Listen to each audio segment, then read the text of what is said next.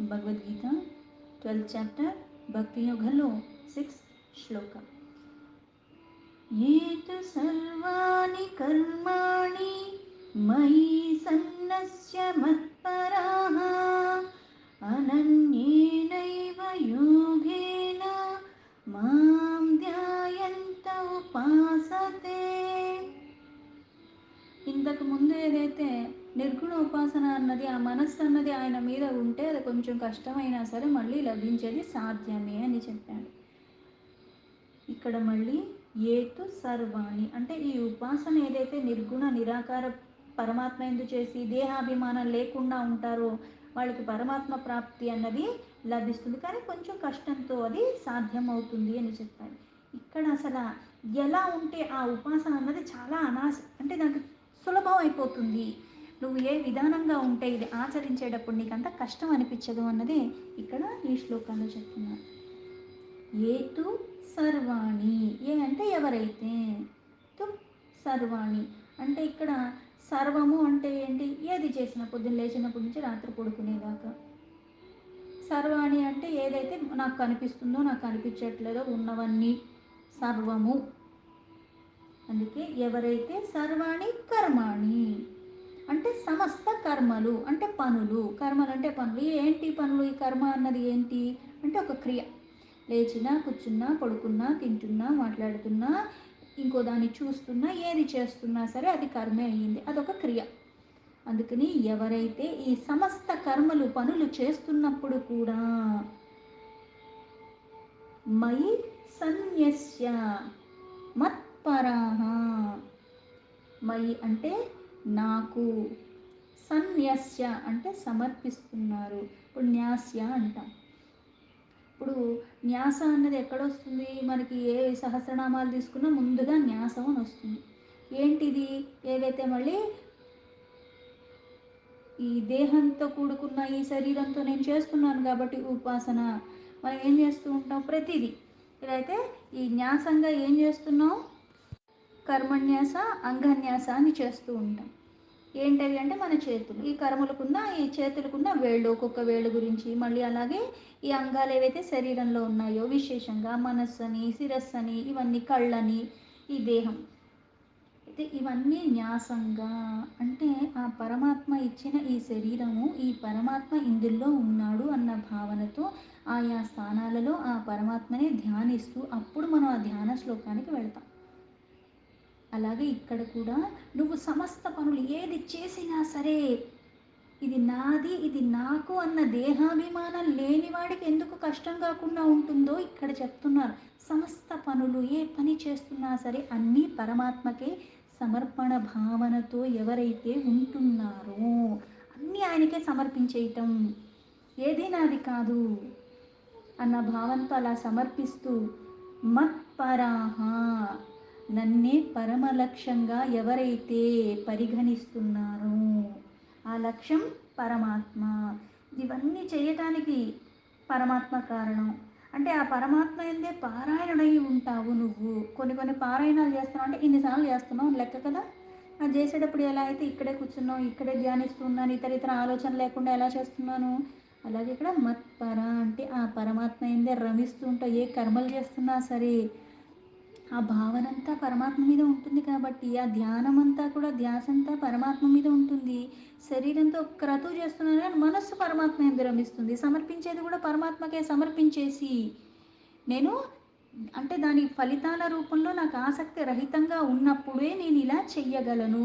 సుఖం కానీ, దుఃఖం కానీ, లాభం కానీ, నష్టం కానీ, ఎండ వాన ఇవేవి నేను పట్టించుకోకుండా చూసుకునేవాడు ఉన్నాడు. నేను సమర్పణ భావంతో నేను చేయాల్సింది చేస్తాను. అలా ఎవరైతే పరమాత్మని లక్ష్యంగా పరిగణిస్తూ చేస్తున్నారో అనన్యేనైవ యోగేన, అనన్యేనైవ యోగేన అంటే అనన్యమైన, ఖచ్చితంగా అంటే అనన్య భక్తి అని ఇంతకుముందు చెప్పారు. ఆ భక్తి అన్నది ఎలా ఉండాలి? ఏది చేస్తున్నా సరే ఆ పరమాత్మ యందే రమిస్తూ ఉండటం. ఇప్పుడు నేను భోజనం చేస్తున్నానంటే ఈ శరీరాన్ని నిలుపుకోవటానికి చేస్తున్నానన్న భావనలో చేసినప్పుడు నేను సమర్పించింది లేదు. ఇప్పుడు మనం కూడా చేస్తూ ఉంటాం. పూజలు చేసేటప్పుడు నిత్యం ఏం చేస్తూ ఉంటాము? ప్రసాదాన్ని నివేదించి ప్రసాదంగా స్వీకరించి తింటున్నాం. ఆ ప్రసాదం కాకుండా ఇతర ఇతర వస్తువులు కూడా తింటున్నాను కదా, పొద్దున్నుంచి రాత్రి దాకా తాగుతున్నాను, అన్నీ చేస్తున్నాను కదా. ప్రతిదీ సమర్పణ. గాలి పీలుస్తున్నా సమర్పణ భావంతో, నీళ్ళు తాగుతున్నా సమర్పణ భావంతో. నీళ్ళంటే అప్పుడప్పుడు తాగుతాను, ఆహారం అయితే ఏదో 4 సార్లు 3 సార్లు రోజుకు తింటాం. అయితే ఈ శ్వాస అన్నది ఎప్పుడు తీసుకుంటున్నావు? 24 గంటలు తీసుకుంటున్నావుగా, తీసుకోకపోతే బ్రతుకుతావా? అంటే ప్రతిదీ అంటే ఈ శరీరం లోపలికి ఏది ఎడుతున్నా సరే అంత సమర్పణ భావంతో నువ్వు తీసుకోవటం. ఈ శరీరంతో ఏ పని చేస్తున్నా సరే అది మళ్ళీ పరమాత్మకే సమర్పణ భావంతో అన్న భావనలో ఎవరైతే చేస్తే అది అనన్యమైన భక్తి.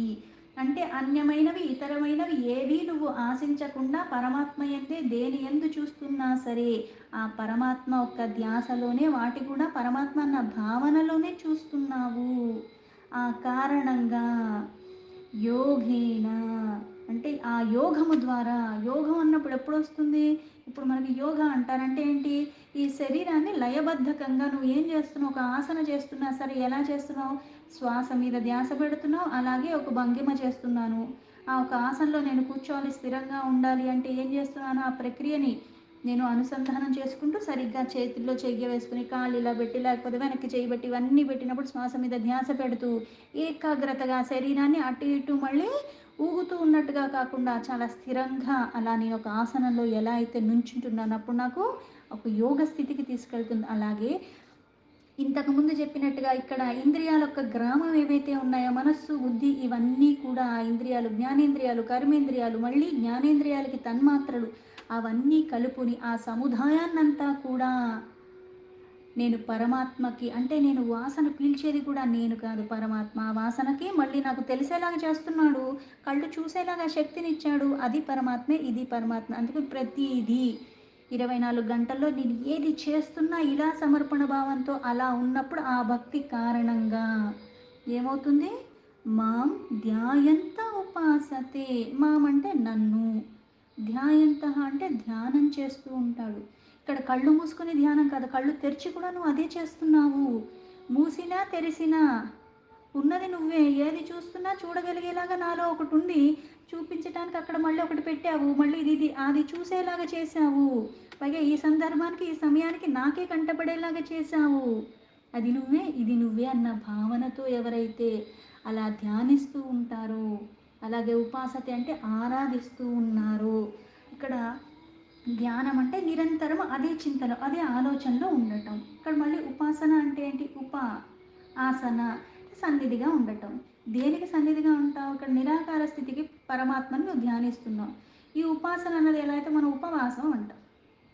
ఆ రోజు అన్ని నీళ్ళు కూడా మానేసి లేకపోతే ఆహారం మొత్తం మానేసి నేను ఉపవాసం చేస్తున్నాను ప్రపంచాన్ని మొత్తానికి చెప్పుకుని నాకు నీరసం వచ్చేస్తుంది, నాకు అది తెచ్చిరా ఇది తెచ్చిరా అని అడుగుతాను. ఉపవాసం ఎందుకయింది? ఉపవాసం అంటే ఏంటి పరమాత్మకి సాన్నిధ్యంలో గడపడం. ఏది ఆ సాన్నిధ్యం? ఇప్పుడు చరాచర జీవరాశి పరమాత్మే, సర్వంతర్యామి, సర్వము వ్యాపించి ఉన్నాడు, అవ్యక్తంలోంచి వ్యక్తం అవుతూ ఉన్నాయి. అంటే ఏది చేసినా సరే నేను ఇది పరమాత్మ అన్న భావనతో చెయ్యటము.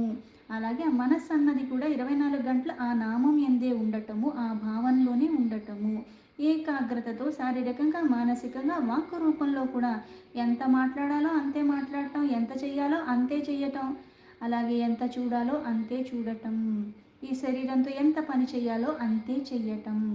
కానీ ఏది చేస్తున్నా మళ్ళీ పరమాత్మకి సమర్పణ భావంతో అలా ఆరాధించిన వాళ్ళు, ఆరా తీయకుండా అంటే అనుమానం లేకుండా ఆరాధన ఆర్తితో చేసేది, అలా చేస్తే అప్పుడు ఇంతకుముందు శ్లోకాల్లో చెప్పినట్టుగా అది నీకు కష్టం కాకుండా సులభంగా లభిస్తాడు.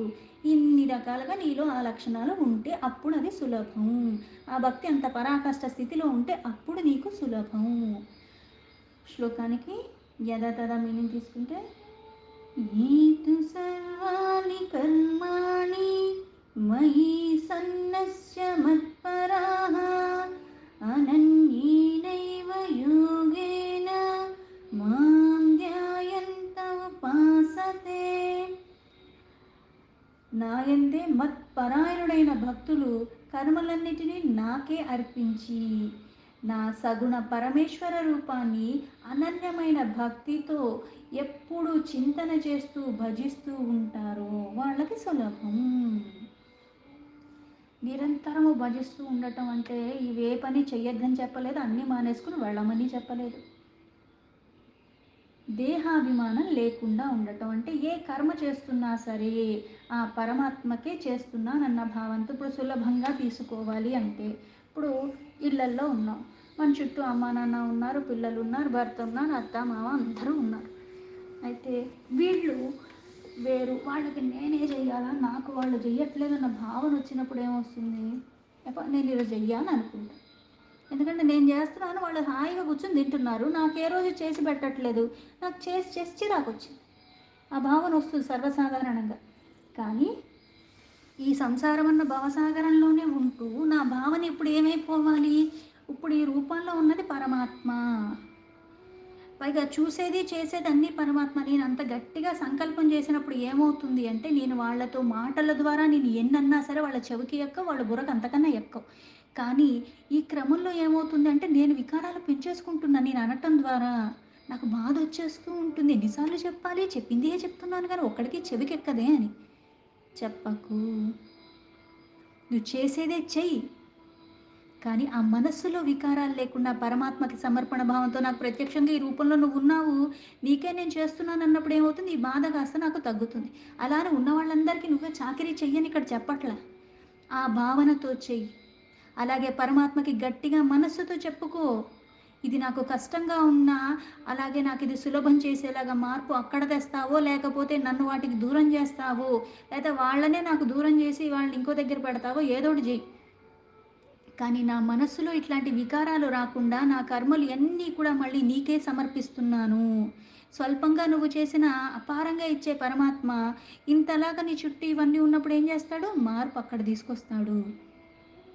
అది అనుభవంలోకి నీకెప్పుడు వస్తుంది, అంత నమ్మకం నీకు అపారంగా ఉంటే అప్పుడు సులభం అవుతుంది.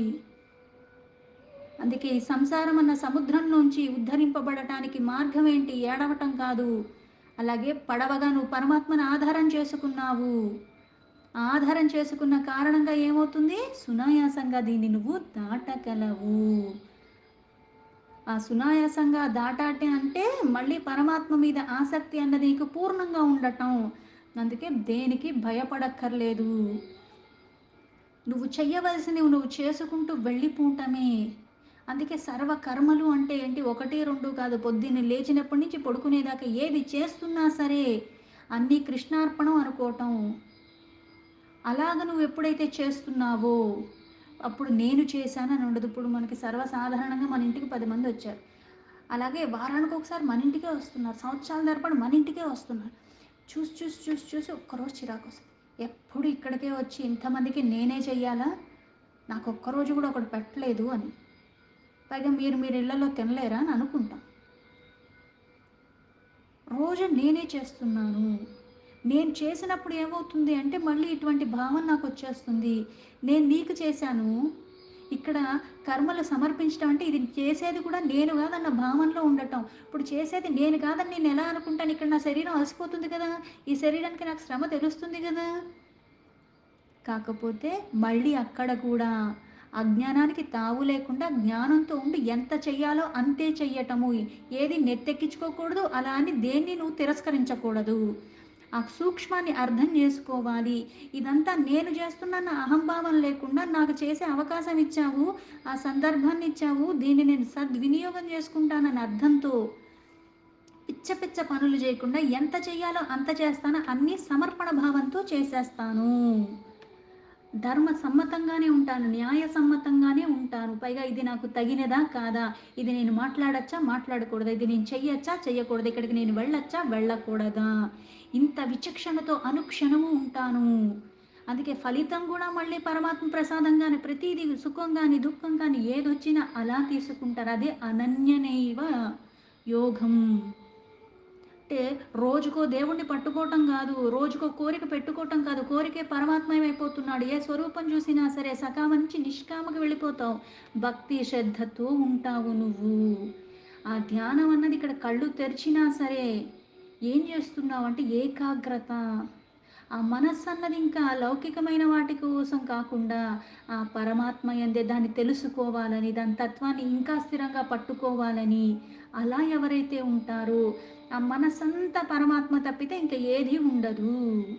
ఏ పని చేస్తున్నా సరే, ఏ వ్యాపకాల్లో ఉన్నప్పటికీ కూడా, ఏ క్రతువులు చేస్తున్నా సరే, అన్నీ సమర్పణతో. ఎందుకు? మనస్సంతా పరమాత్మ ఎంత ఉంది కాబట్టి అప్పుడు నాకు సులభం అవుతుంది. అందుకే మత్పరాయణ. కర్మలు ఏది చేసినా సరే భారం పరమాత్మ మీద. ఏదొచ్చినా మహాప్రసాదం, నిర్భయంగా ఉంటావు. అలా దుఃఖాలన్నిటికీ కూడా మళ్ళీ పరమాత్మ ఒక ప్రసాదంగా, ఆ సుఖం వచ్చినా దుఃఖం వచ్చినా సరే, పైగా పరమ సుహృదుడు పరమాత్మ. నువ్వెప్పుడైతే ఆయన్నే త్రికరణ శుద్ధిగా శరణు వేడుకుని నిన్ను నువ్వే సమర్పించుకున్నావో, అటువంటి వాడికి కష్టం ఎందుకు ఇస్తాడు పరమాత్మ? ఆ కష్టం నీకన్నా ముందే, నువ్వు ఇచ్చక ముందే, నీకు అది తగలక ముందే తొలగిచ్చేస్తాడు. అందుకే కర్మలు ఆచరించేటప్పుడు అన్నీ కూడా పరమాత్మ ఒక్క సంకల్పంతో, పరమాత్మ ఒక్క భావనతో, పరమాత్మ ఒక్క స్మరణతో చెయ్యమని చెప్తారు. తోలుబొమ్మలం మనము. సమస్త కర్మలన్నీ కూడా ఎప్పుడైతే నువ్వు ఇలా ఆసక్తి రహితంగా సమర్పణ భావంతో ఉంటున్నావో, పైగా ఇది చేస్తే వచ్చే పరిణామం ఏదైతే ఉందో, ఫలితం కావచ్చు, నష్టం కావచ్చు, ఇవేవన్నా కానీ, దాని మీద కూడా నువ్వు ఆసక్తి రహితంగా ఎప్పుడైతే ఉంటున్నావో, నేను నిమిత్త మాత్రుణ్ణి, నాతో ఈ సమయానికి ఈ సందర్భానికి ఇలా చేపిస్తున్నాడు, దీన్ని నేను సరిగ్గా చెయ్యాలి అన్న భావనతో చెయ్యటము. నా ఇచ్ఛానుసారంగా ఎక్కడ పడితే అక్కడికి వెళ్ళిపోయి ఏది పడితే అది చెయ్యకుండా ఆ స్మరణలో ఉండటము, అర్పణలో నేను చెయ్యటము, అది అనన్య భక్తి. ఇక్కడ ఈ పరమాత్మకి నేను దాసుణ్ణి, నా సర్వస్వం ఆయన అన్న భావనతో, స్వార్థం లేకుండా, ఇక వికారాలు లేకుండా శుద్ధంగా ఉండటము, నిస్వార్థంగా నేను చెయ్యటం. అలాగే ఈ శరీరం మీద కూడా నాకు ఎక్కడా కూడా అభిమానం లేకుండా, నిర్మల మాలిన్యాల రహితంగా ఉన్న భక్తితో అలా నేను చెయ్యటం ద్వారా సర్వదా నేను చేసేవన్నీ కూడా పరిపూర్ణంగానే ఉంటాయి. అరాకొరలాగా కాకుండా భక్తి ప్రపత్తులతో చేస్తాను కాబట్టి, ఆ పవిత్రమైన భక్తి కారణంగా ఏ వస్తువైనా సరే, ఏదైనా సరే క్షణమాత్రంలో నేను ఏది కూడా నా నుంచి, నేను ఈ వైరాగ్యానికి దగ్గరగానే ఉండాలి, రాగానికి ఎప్పుడూ దూరంగానే ఉండాలన్న భావన ఉండేవాళ్ళు. అందుకే గుణప్రభావ లీలలు వినటం, కీర్తనలు, నామాన్ని ఉచ్చరించటం, జపించటం, ఇవే పరమాత్మకి ఇష్టంగా ఉపాసనగా చేస్తూ ఉంటారు. అలాగే ఇప్పుడు ఉద్యోగంలో ఉన్నా, లేకపోతే ఇంకో పనులు చేయాల్సి వస్తుంది, మనస్సు అక్కడ పెడతాం, శరీరాన్ని పని మీద పెట్టాం, ఇది కూడా మళ్ళీ ఆ చేసే జ్ఞానాన్ని ఇచ్చింది పరమాత్మ అన్న భావనలోనే నువ్వు చేసుకుంటూ వెళ్ళిపోతావు అని. అలా అనన్యమైన భక్తితో ఎవరైతే చేస్తున్నారో, అన్నీ సమర్పణ భావంతో, ఆ భగవత్ చింతనలో, అది ఉపాసనే అవుతుంది. ఆయన సాన్నిధ్యంలో ఉంటున్నావు. ఎందుకు? ఆయన ఇక్కడ నా పూజ గదిలో ఉన్న విగ్రహంలో లేడు, అంతా ఉన్నాడు పరమాత్మ. ఏది చేస్తున్నా అదే, ఈ శరీరంతోనే చేస్తున్నాను, ఈ శరీరంలో ఉన్నది పరమాత్మ. ఇలా అనుక్షణం ఎప్పుడైతే తప్పించిపోతూ నువ్వు చేస్తూ ఉంటావో, అప్పుడది నీకు సులభతరం అయిపోతూ ఉంటుంది. దీంతో భగవద్గీత 12th చాప్టర్ భక్తి యోగంలో 6th శ్లోక సంపూర్ణం.